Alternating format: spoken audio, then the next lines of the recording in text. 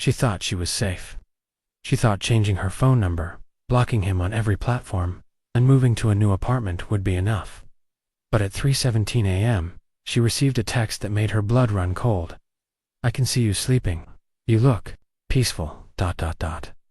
For now, the message came from her own phone number. What you're about to hear are 5 true stories of ex-boyfriends who took revenge to terrifying extremes. These aren't urban legends or fictional tales. These are real experiences. From real people who discovered that some exes never let go. And trust me, by the end of this video, you'll be checking your locks twice tonight. Before we dive in, let me ask you this: have you ever had to block an ex? Drop a comment below, because after hearing these stories, you might realize you got off easy. And if you're new here, I share the most spine-chilling true crime stories every week. So hit that subscribe button and ring the notification bell, because you won't want to miss what's coming next. Now, let's begin with Sarah's story, and I warn you, this is just the beginning. Story 1. The Digital Ghost. Sarah thought she was tech-savvy. She changed all her passwords, blocked Jake on every social platform, and even got a new email address. They'd dated for 8 months before she realized his controlling behavior was escalating into something dangerous. The breakup was messy. He'd screamed, pleaded, and promised to change. But Sarah was done. For the first week, silence. She started to relax, thinking maybe he'd finally accepted it was over. Then the digital haunting began. It started with friend requests. Fake profiles with stolen photos, always with mutual friends, to seem legitimate. Sarah would block them, but more would appear. Then came the Instagram accounts. Dozens of them, all following her every move, screenshotting her stories before she could see who viewed them. But Jake was clever. He never used his real name, never used photos she'd recognize. The accounts had names like Mike Travels 2023 and Jenny Loves Yoga, completely innocuous. Then her photos started appearing on dating sites. Professional headshots, vacation pictures, even photos with her family, all stolen from her private accounts and used to create fake dating profiles with her name and phone number. Men started calling her at all hours, confused and angry when she had no idea who they were or why they were calling. But the real terror began when Sarah realized Jake had somehow gained access to her cloud storage. Personal photos, she thought, were private, started showing up on anonymous social media. Accounts with captions like "Sarah's Secrets" and "What She Doesn't Want You to See." Nothing explicit, but intimate enough to make her feel completely violated. The final straw came when Sarah's boss called her into the office. Someone had created a LinkedIn profile in her name, but with completely fabricated and embarrassing professional history. They'd applied to dozens of jobs at competing companies, sent inappropriate messages to her colleagues, and even posted fake reviews of her current workplace online. Sarah went to the police, but they said without concrete proof Jake was behind the accounts there was little they could do. It took her hiring a private investigator and 3 months of digital forensics to trace the IP addresses back to Jake's apartment. By then, the damage to her professional reputation was extensive. Jake was eventually charged with cyberstalking and identity theft. During the trial, investigators discovered he'd spent over $2,000 on fake phone numbers and VPN services to hide his digital tracks. He'd kept detailed spreadsheets of Sarah's online activity, and had even tried to catfish her using fake male profiles on dating apps. But Sarah's digital nightmare was nothing compared to what happened to Maria. Story 2. The Key. He never returned.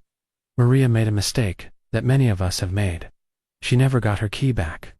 When she and David broke up after 1.5 years together, the separation seemed amicable enough. He moved out of her apartment, took his belongings, and they even hugged goodbye. Maria was sad, but relieved. She thought she could finally breathe again after months of walking on eggshells around his increasingly possessive behavior. The first sign something was wrong came 2 weeks later. Maria came home from work to find her living room furniture rearranged. Not dramatically, just subtle changes. The coffee table moved 3 feet to the left, magazines stacked differently, couch cushions flipped. She convinced herself she was being paranoid, that maybe she'd forgotten how she'd left things. Then items started disappearing. First, it was small things, a favorite coffee mug, a hair tie she'd left on the bathroom counter, a book from her nightstand. Maria thought she was going crazy. She'd tear apart her apartment, looking for things she was certain she'd left in specific places. The truth became horrifyingly clear when Maria decided to install a security camera after her laptop went missing. She set up a small, discreet camera in her living room and checked the footage after a day at work. There was David, at 2:30 p.m., letting himself in with the key she'd never asked for back. The footage showed him moving through her apartment like he still lived there. He made himself a sandwich in her kitchen, watched TV on her couch, and went through her mail. Most disturbing of all, he went into her bedroom and lay on her bed for over an hour, just staring at the ceiling. Maria called the police immediately, but when they arrived at David's apartment, he wasn't there. The break-ins continued for 3 more days while police tried to locate him. Each time, David grew bolder. He rearranged her clothes in her closet by color, left dirty dishes in her sink, and even used her shower, leaving his hair products in her bathroom.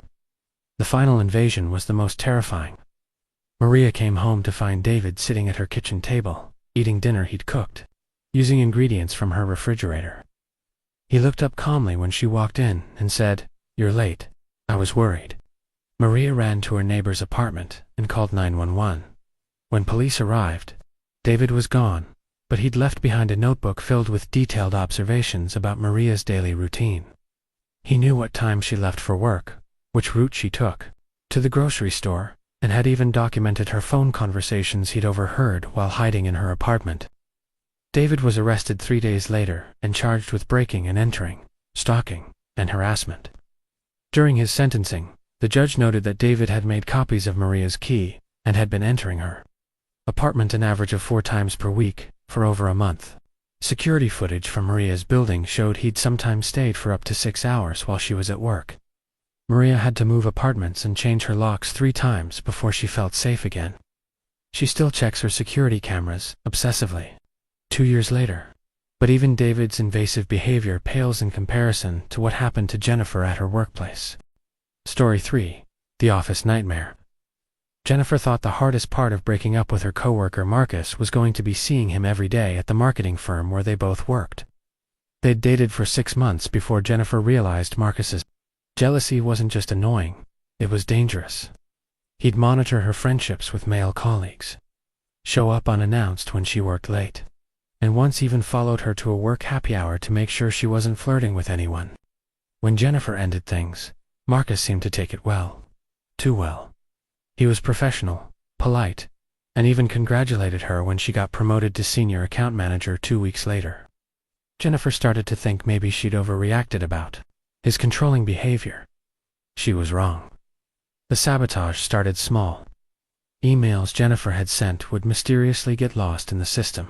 Client files she'd organized would be moved or corrupted. Her computer would log her out randomly during important video calls.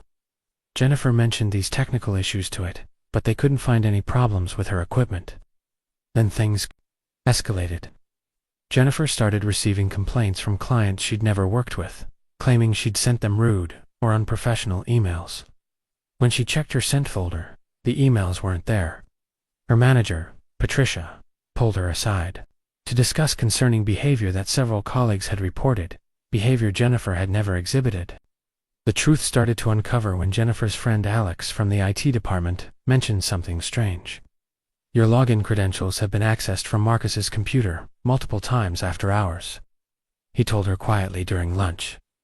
"I probably shouldn't be telling you this, but I thought you should know." Jennifer felt her blood run cold.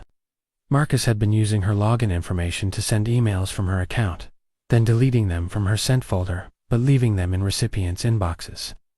He'd been sabotaging her client relationships and professional reputation for weeks. But Marcus wasn't finished.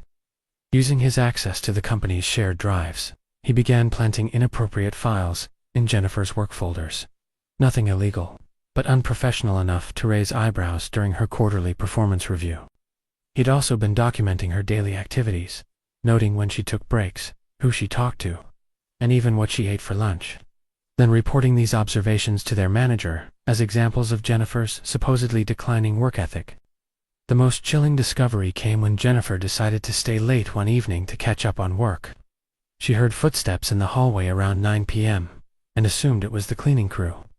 Instead, she found Marcus at her desk, going through her physical files and photographing documents with his phone. "What are you doing?" Jennifer demanded. Marcus looked up calmly, as if being caught rifling through her desk was perfectly normal. "Just checking on some shared project files," he said. "You left your computer unlocked." Very unprofessional. Jennifer's computer had been locked. She was certain of it. But when she looked, it was indeed open, displaying her email inbox. That's when Jennifer realized the full scope of Marcus's campaign against her. He'd been using a keylogger program to capture her passwords, accessing her accounts to read her private communications with colleagues, and had even been intercepting her internal job applications when she'd started looking for positions at other companies. Jennifer went to HR the next morning with everything Alex from IT had helped her document. The investigation revealed that Marcus had been systematically sabotaging Jennifer's work for over 2 months. He'd accessed her accounts unauthorized over 200 times, sent emails impersonating her to damage client relationships, and had even created fake performance complaints about her from colleagues, who later confirmed they'd never made such reports. But the most disturbing finding was Marcus's digital stalking journal. The forensics found a detailed document on his work computer, titled J Project, that contained surveillance notes about Jennifer's daily routine, screenshots of her private messages, and what could only be described as a strategic plan for destroying her career and forcing her to quit. Marcus was fired immediately and faced criminal charges for computer fraud, harassment, and stalking. The company also discovered he'd been similarly targeting to other female colleagues who had rejected his romantic advances. Jennifer eventually received a settlement from the company for their failure to secure employee data and prevent workplace harassment. But the damage to her reputation in the industry took years to repair, and she still feels anxious about working late or being alone in office buildings. Marcus served 6 months in jail and was ordered to pay restitution. Jennifer learned later that he'd done something similar at his previous job, a pattern of targeting female colleagues that had been going on for years. The office should be a safe space, but as Jennifer learned, predators can turn any environment into their hunting ground. However, our next story shows how social media became a weapon of mass destruction for one woman's entire social circle. Story 4. Friends turned enemies. Rachel thought the worst part of breaking up with Tom was losing their shared friend group. They'd been together for 2 years, and their social circles had completely merged. When Rachel discovered Tom had been cheating with multiple women throughout their relationship, she knew she had to end things. But she never imagined Tom would declare war on her entire social life. It started subtly. Rachel noticed friends taking longer to respond to her texts, being less enthusiastic about making plans, and gradually excluding her from group activities. She assumed people were just being awkward about choosing sides after the breakup, which seemed normal enough. But Tom was playing a much more sophisticated game. Using screenshots of private conversations taken out of context, Tom had been showing their mutual friends evidence of Rachel's supposed bad behavior. He'd screenshot a joke Rachel made about a friend's new haircut and present it as Rachel being genuinely cruel. He'd save voice messages where Rachel vented about work stress and play them for friends as examples of her being unstable and negative. Tom's masterstroke was creating fake social media conversations. Using photo editing apps, he fabricated screenshots of Rachel supposedly talking badly about each friend behind their backs. The fake messages were perfectly crafted, using Rachel's typical texting style and referencing inside jokes and personal details only close friends would know. One by one, Rachel's friends began confronting her about things she'd never said or done. Her best friend Emma accused her of calling her relationship pathetic behind her back. Her college roommate Sarah said Rachel had supposedly mocked her career struggles. Each friend had screenshot evidence that looked completely authentic. Rachel was bewildered. She hadn't said any of these things, but the screenshots looked real, and Tom had been careful to include enough accurate details to make them believable. When Rachel tried to defend herself, friends assumed she was lying, which only reinforced Tom's narrative that she was manipulative and untrustworthy. The situation reached a breaking point when Tom created a fake Instagram account impersonating Rachel and used it to send harsh, insulting messages to everyone in their friend group. The account used Rachel's photos and perfectly mimicked her writing style, but sent messages that were completely out of character. Cruel personal attacks and petty insults that the real Rachel would never send. By the time Rachel discovered the fake account, the damage was done. Her entire social circle had blocked her, believing she'd sent them horrible messages. Rachel's attempts to explain that the account was fake were dismissed as more manipulation. Rachel felt completely isolated. She'd lost not just her boyfriend, but every friend she'd made over the past 5 years. The psychological impact was devastating. She began questioning her own memory and wondering if she really had said or done the things Tom was claiming. The truth finally came out when Tom made a crucial mistake. In one of his fabricated screenshots, he included a timestamp that showed a conversation supposedly happening while Rachel was posting photos from her sister's wedding in another state. Rachel's sister had posted dozens of photos and videos proving Rachel had been at the wedding all day, making the alleged conversation impossible.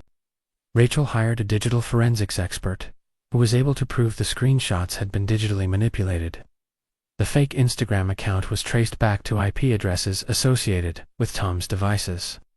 Even more damaging, investigators found that Tom had been using sophisticated photo editing software to create fake conversations for months. Armed with this evidence, Rachel began reaching out to her former friends. Some apologized and acknowledged they'd been manipulated, but many relationships were irreparably damaged. Trust, once broken, is incredibly difficult to rebuild.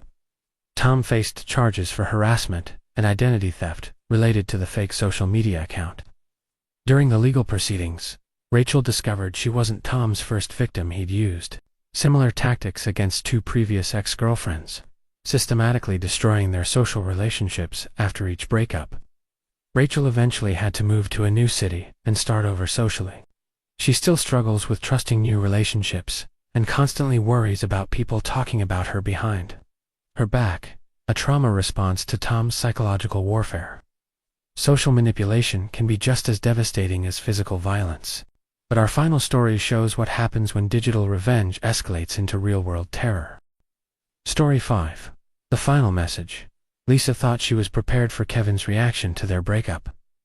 He'd always had a temper, and their 3-year relationship had been a constant cycle of explosive fights, followed by tearful apologies.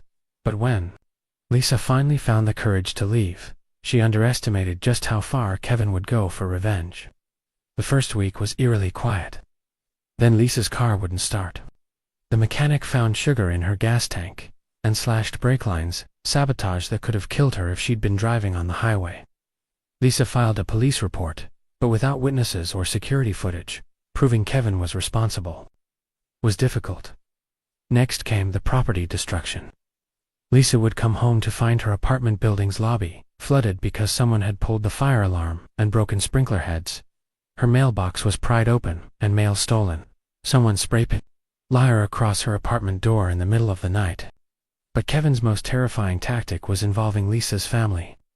He somehow obtained her parents' address and began sending them detailed letters, describing Lisa's most private secrets, everything from her college mental health struggles to intimate details about their relationship.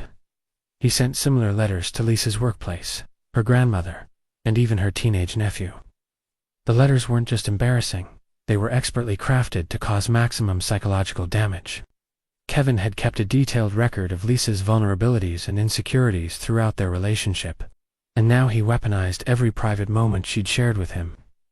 Lisa's family was supportive, but the stress was overwhelming. Her elderly grandmother was so upset by Kevin's letters that she had to be hospitalized for anxiety. Lisa's professional reputation suffered when Kevin sent fabricated stories about her to her supervisor and key clients. The stalking escalated when Kevin began showing up everywhere Lisa went. He'd be at the grocery store when she shopped, at the gym when she worked out, even at her doctor's appointments, sitting in the waiting room. He never approached her directly, but his presence was a constant reminder that he was watching. Lisa obtained a restraining order, but Kevin violated it repeatedly. He'd technically stay the required 500 feet away, but he'd position himself just close enough that Lisa could see him. He'd sit in his car across the street from her apartment, take photos of her coming and going, and follow her at the legal distance. The psychological torture was deliberate and calculated. Kevin wanted Lisa to know she was never safe, never unwatched, never free from his control. The final escalation came when Lisa started dating someone new. She'd been seeing Mark for only 3 weeks, and had been extremely cautious about keeping the relationship private. But Kevin found out.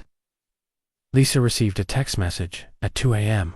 with photos of her and Mark at a restaurant, taken with a telephoto lens from across the street. The message read, "I see you've moved on. That's okay. Mark won't be around much longer. Neither will you." The next day, Mark's car was vandalized with acid, causing thousands of dollars in damage. Kevin had also sent Mark's employer anonymous letters claiming Mark was involved in illegal activities, trying to get him fired. Lisa realized Kevin wasn't just stalking her anymore. He was targeting anyone who tried to be part of her life. This was psychological warfare, designed to isolate her completely. That night, Lisa came home to find her apartment door ajar. Inside, Kevin had destroyed everything. Furniture overturned, photos torn up, clothes shredded. But most chilling was what he'd left on her bed. Hundreds of photos of Lisa taken without her knowledge over the past 2 months. Photos of her sleeping, showering, changing clothes, taken through her windows with a long-range camera. Attached to the photos was a note. "You can't hide from me. You can't date anyone else. You belong to me forever. This ends when I decide it ends." Lisa called 911 and went to stay with her sister while police processed the crime scene. Kevin had been careful. No fingerprints, no DNA evidence, no witnesses. But the photos were his mistake. Metadata from the digital files revealed they'd been taken with a specific camera model. And phone records showed Kevin had purchased that exact camera 2 days after their breakup. Police finally had enough evidence to arrest Kevin. A search of his apartment revealed an entire wall covered with surveillance photos of Lisa, detailed maps of her daily routine, and what could only be described as a shrine to their relationship, with items he'd stolen from her apartment over the months. Kevin was charged with stalking, breaking and entering, destruction of property, and making terroristic threats. During the trial, investigators revealed Kevin had been planning to kidnap Lisa. They found zip ties, duct tape, and a detailed plan outlining how he intended to take her somewhere safe, where we can work things out. Kevin was sentenced to 5 years in prison. Lisa had to move to another state and change her name to feel safe. Even now, 3 years later, she still checks over her shoulder constantly and has never been able to maintain a romantic relationship. The detective who worked Lisa's case told her that Kevin's behavior followed a textbook pattern of escalating intimate partner violence, and that, without intervention, these cases often end in homicide.